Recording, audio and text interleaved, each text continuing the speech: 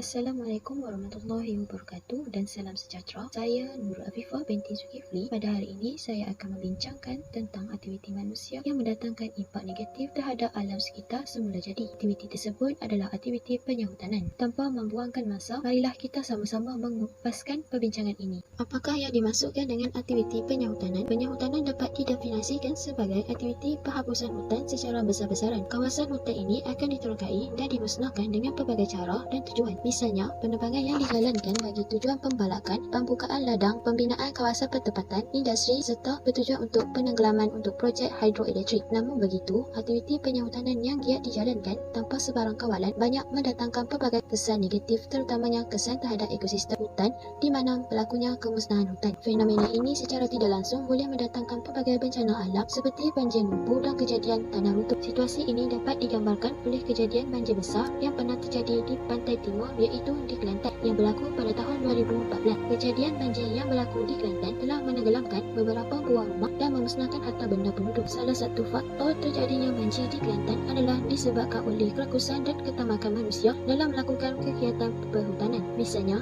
kegiatan pembalakan, pembukaan kawasan ladang dan pemotongan kawasan bukit tanpa kawalan. Hutan merupakan sebuah kawasan yang kaya dengan kepelbagaian spesies hidupan alam semula jadi yang terdiri daripada spesies hidupan flora dan fauna. Misalnya, hutan hujan Amazon yang berkeluasan 5.5 bilion hektar mempunyai berjuta spesies haiwan dan tumbuhan. Bagi setiap 1 hektar hutan hujan Amazon mempunyai 750 jenis spesies haiwan dan 1,500 jenis spesies tumbuhan, dan juga mempunyai pelbagai fungsi dan peranannya tersendiri. Di antaranya ialah menjadi habitat flora dan fauna, menjadikan kawasan tahan hujan, menjadi penyokong kepada permukaan bumi dan membekalkan oksigen kepada kehidupan di bumi. Hutan merupakan pembekal utama oksigen di bumi dengan menghasilkan 28% oksigen kepada seluruh kehidupan di bumi. Oleh yang demikian, jelaslah bahawa peranan hutan sangat besar kepada kehidupan di bumi dan pentingnya dalam mengekalkan ekosistem hutan secara semula jadi. Melalui perbincangan tersebut, marilah kita bincangkan tentang kesan yang akan berlaku sekiranya aktiviti penyahutanan dijalankan secara berleluasa. Antara kesan daripada aktiviti penyahutanan adalah kemusnahan habitat flora dan fauna. Aktiviti penyahutanan secara besar-besaran boleh mengakibatkan berlakunya kemusnahan hutan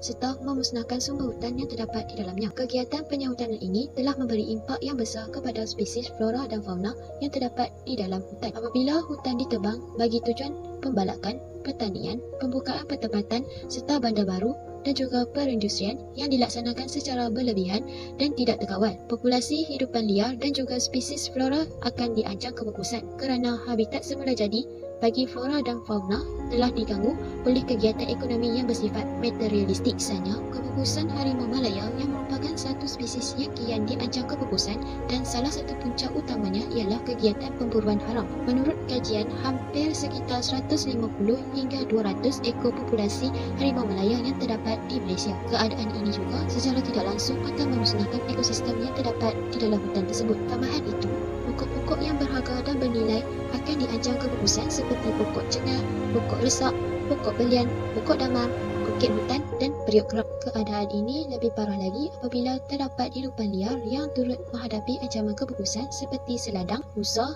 harimau, kijang dan sebagainya. Kesannya, kegiatan penebangan hutan secara berleluasa dan tidak terkawal akan memusnahkan populasi flora dan fauna secara semula jadi dan menjadikan ekosistem hutan menjadi tidak seimbang. Seterusnya, aktiviti penyahutanan turut memberi kesan kepada kejadian banjir lumpur seperti mana yang terjadi di Kelantan pada tahun 2014. Kejadian banjir lumpur yang berlaku di Kelantan merupakan fenomena yang dahsyat dan merupakan antara yang terburuk dalam sejarah negara, sehinggakan berlakunya kemusnahan yang teruk umpama negeri ini dilanda tsunami. Kejadian yang terjadi di Kelantan jelas menunjukkan bahawa aktiviti penyahutanan terutamanya dalam aktiviti pembalakan, aktiviti penebangan hutan dan aktiviti penerahan atau penerapan bukit di kawasan pegunungan adalah merupakan punca utama kepada berlakunya bencana alam seperti kejadian banjir. Kegiatan ekonomi yang tidak terkawal seperti pembalakan maupun penebangan hutan akan menyebabkan bumi menjadi gondok. Keadaan ini akan menggalakkan permukaan bumi berdedah kepada ejen tetesan seperti tetesan hujan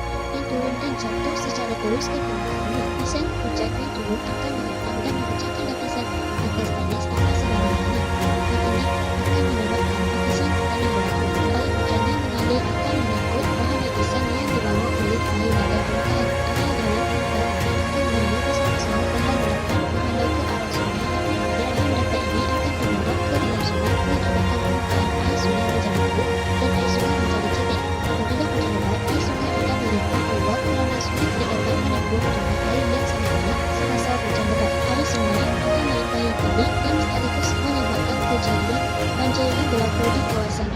Sebagai contoh, kejadian banjir yang berlaku di Sungai Pahang dan Sungai Kelantan. Kesannya, kejadian banjir ini akan menyebabkan ratusan nyawa penduduk serta hidupan liar diancam bahaya serta memusnahkan harta benda penduduk berhampirannya. Namun begitu, aktiviti penyahutanan juga telah memberi kesan kepada kehidupan manusia secara tidak sedar. Antaranya ialah kehilangan sumber perubatan. Kegiatan penerokaan hutan secara berlebihan akan menjejaskan kualiti dan kuantiti sumber hutan yang ada di Malaysia.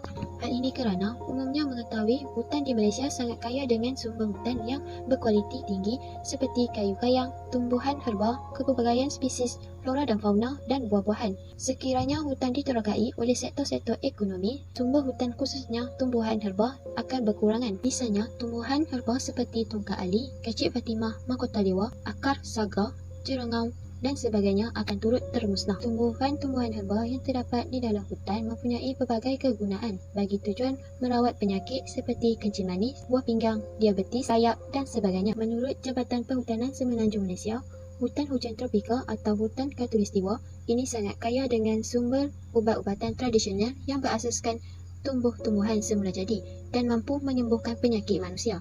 Namun, sekiranya kawasan hutan ditebang, sumber perubatan tradisional yang banyak digunakan oleh kaum Cina akan pupus. Kesannya, ubat-ubatan tradisional yang digunakan oleh sektor perubatan tradisional akan musnah sekaligus menjadikan perubatan tradisional ini dipinggirkan oleh masyarakat. Aktiviti penyahutanan juga telah menyebabkan berlakunya kehilangan sumber makanan kepada manusia, terutamanya kepada penduduk orang asli. Secara umumnya, hutan di Malaysia sangat kaya dengan kepelbagaian jenis flora dan fauna serta buah-buahan. Terdapat juga tumbuh-tumbuhan herba yang digunakan di dalam masakan seperti kayu manis, bunga cengkeh, jintan putih, jintan manis dan sebagainya. Tumbuhan herba ini sangat digemari oleh masyarakat Cina kerana kebanyakan masyarakat Cina menjadikan tumbuhan herba ini sebagai bahan utama di dalam masakan. Menurut kajian, kebanyakan kaum Cina menggunakan tumbuhan herba di dalam masakan untuk tujuan perubatan atau dikenali sebagai medical meal kerana makanan ini sinonim di dalam budaya dan sejarah masyarakat Cina sejak dahulu lagi. Sekiranya hutan dimusnahkan, tidak mustahil sumber makanan manusia maupun hidupan liar akan turut termusnah. Kesannya, kuantiti sumber makanan seperti buah-buahan dan herba akan merosot dari semasa ke semasa sekiranya tidak dibendung daripada sekarang. Oleh itu, setiap masalah pasti ada jalan penyelesaiannya. Terdapat pelbagai tindakan atau inisiatif yang perlu diambil sebagai langkah pemeliharaan dan langkah pemuliharaan. Langkah-langkah tersebut dibahagikan kepada dua kategori, iaitu langkah perundangan dan langkah bukan perundangan. Persoalannya, apakah langkah perundangan yang boleh diambil bagi menangani permasalahan ini?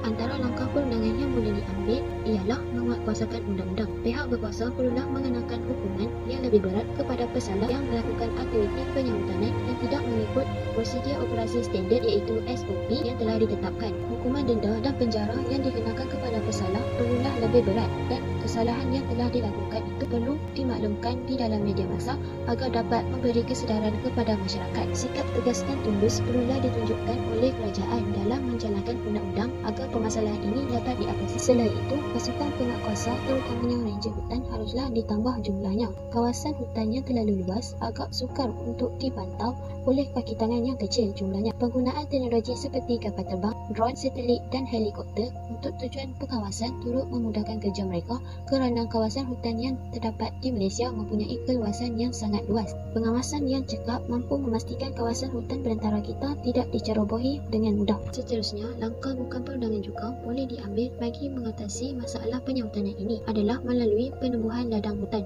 Hutanan semula atau peladangan hutan merupakan projek menanam semula pokok-pokok balak di kawasan yang telah ditebang. Penanaman semula anak pokok ini bukan sahaja menanam pokok yang cepat tumbuh, malah turut menanam pokok yang bermutu tinggi seperti spesies pokok jati. Tanaman utama yang seharusnya ditanam semula ialah pokok balak yang akan ditanam di kawasan yang telah diwatalkan oleh kerajaan sebagai hutan simpan atau kawasan perlindungan. Hal ini kerana pokok balak merupakan spesies kayu keras tropika yang cepat membesar dan berhasil serta jangkaan pusingan hidup selama 15 tahun seperti pokok akasia, pokok pin dan pokok bantal. Melalui kaedah ini, kelembapan udara dapat dikekalkan dan seterusnya, masalah peningkatan suhu alam sekitar dapat dielakkan terutamanya di kawasan perbandaran yang tepu binaannya. Peladangan hutan juga dapat mengurangkan kejadian hakisan tanah kerana fungsi pokok-pokok besar seperti pokok balak, pokok jati, pokok akasia dan sebagainya yang berakar bandir dan mampu mencekam tanah daripada berlakunya kejadian tanah runtuh. Oleh itu, terdapat lebih 98,000 hektar kawasan hutan yang telah dikenal pasti sebagai projek peladangan hutan di beberapa buah negeri di semenanjung Malaysia seperti Johor, Pahang, Negeri Sembilan, Selangor, Perak, Kelantan dan Terengganu.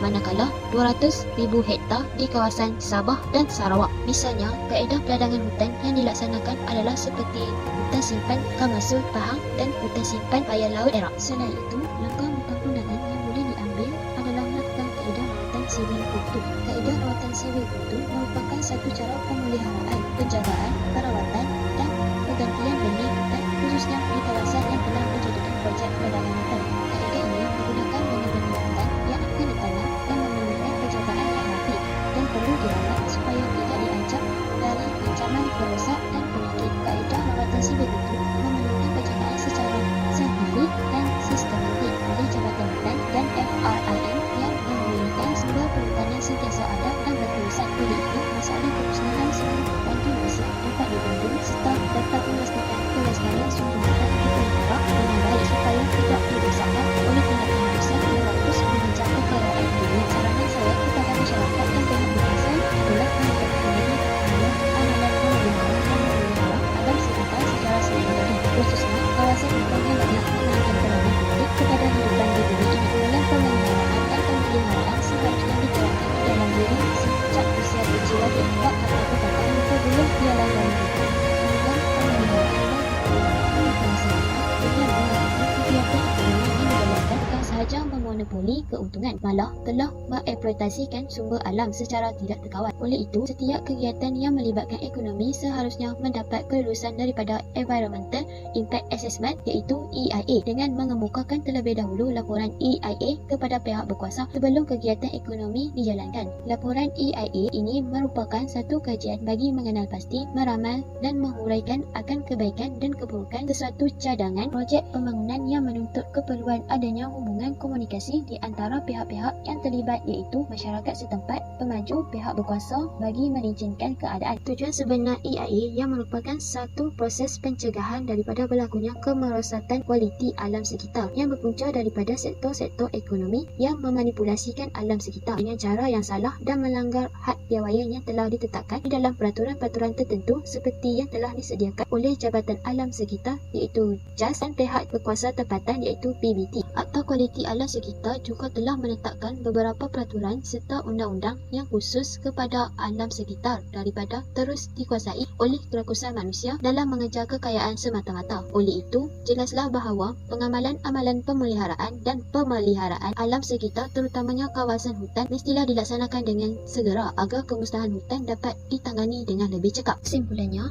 sebagai manusia yang prihatin, kita seharusnya menghargai setiap anugerah yang telah diberikan oleh Tuhan kepada kita dengan sebaik. Di dalam konteks ajaran agama Islam, manusia dijadikan sebagai khalifah yang seharusnya menjaga serta melindungi keindahan yang telah diciptakan kepada umatnya seperti yang telah diterangkan di dalam Al-Quran dan Al-Hadis. Oleh itu, sebagai manusia yang bertanggungjawab, kita perlulah menjaga dan menggunakan sumber alam semula jadi yang tersedia dengan berhikmah kerana ianya merupakan tanggungjawab bersama supaya kelangsungan kelestarian alam sekitar terutamanya kawasan hutan dapat dikekalkan untuk generasi yang akan datang. Diharapkan usaha yang berterusan dapat dilaksanakan secara terus-menerus agar kawasan hutan yang terdapat di Malaysia sentiasa mekar kehijauannya daripada pandangan bumi. Sekian, terima kasih.